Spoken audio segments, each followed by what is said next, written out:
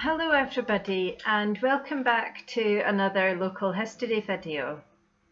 Now the day that I'm recording this, it's quite a dark and stormy day and it feels like a good day for a ghost story. Probably by the time you're watching this it's going to be beautiful sunshine again, but I don't need much of an excuse anyway to go for a wee spooky story. And this is a tale which comes from Broughty Ferry from the days when it was a bustling fishing village. And it's the story of a young lad who grew up there, and his dream was to follow his father and his grandfather and go to sea and make his fortune on the water. And he just could not wait until he could get on board his first boat as a youth. He dreamed of starting on the small fishing boats and then seeing if he could work his way up onto trading vessels and getting onto the big ships that sailed the world. So when he got his first post on a fishing boat, he was really excited. He could hardly sleep the night before. But he had a pretty tough start to his career. Because as soon as he got on the boat and they got out of the wee harbour, he realised that he suffered from the most terrible seasickness.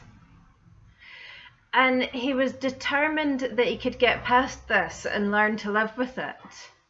But after he'd spent several fishing trips just lying horizontal on the deck, holding onto the floor for dear life, moaning and clutching his stomach, eventually the captain had to tell him, you can't come back in the morning, we can't keep going on with you like this.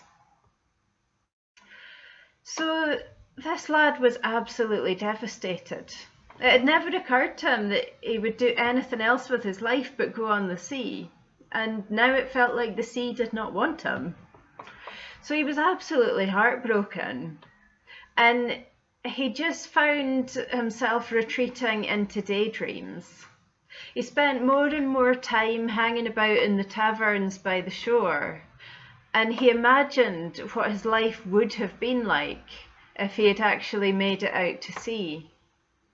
So he started telling anyone who would listen great tales of his adventures on the high seas, in which he was the hero.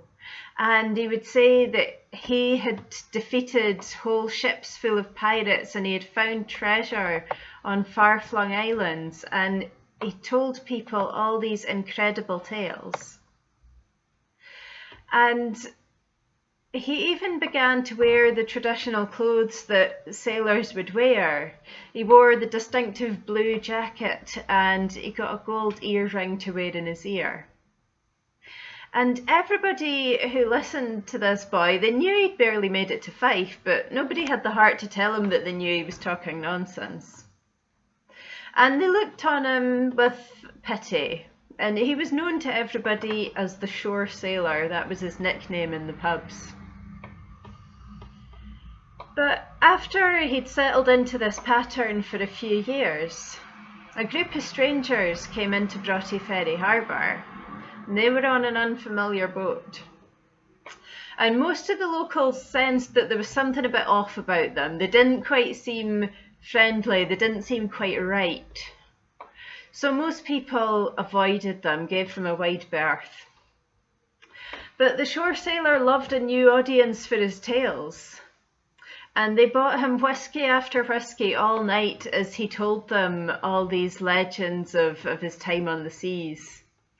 And he was telling them about his victories and all the treasure that he'd found, and they thought that this man must have plenty of gold and jewels in his pockets. So when the pubs closed and the shore sailor stumbled off into the night towards the wee cottage where he stayed, they crept behind him in the darkness. And when they were following him into a back street where there was no lighting, they caught up with him and they stabbed the poor lad in the back, and they greedily rifled through his pockets to see what jewellery and what riches he might have on him. And of course he had absolutely nothing. He barely had 2 pennies to rub together. The only thing that was of any value at all was that gold earring that he wore. So they cut that from his ear and they ran back to their ship and they sailed off to sea before the dawn came and before the people of Broughty Ferry found out what they'd done. Now, of course, people were very sad when they discovered the body of the poor boy in the morning. But he had no family left living, and the robbers had taken the only thing that could have paid for his burial. So he lies in a pauper's grave in the old Broughty Ferry kirkyard, and there's no stone to mark where he lies.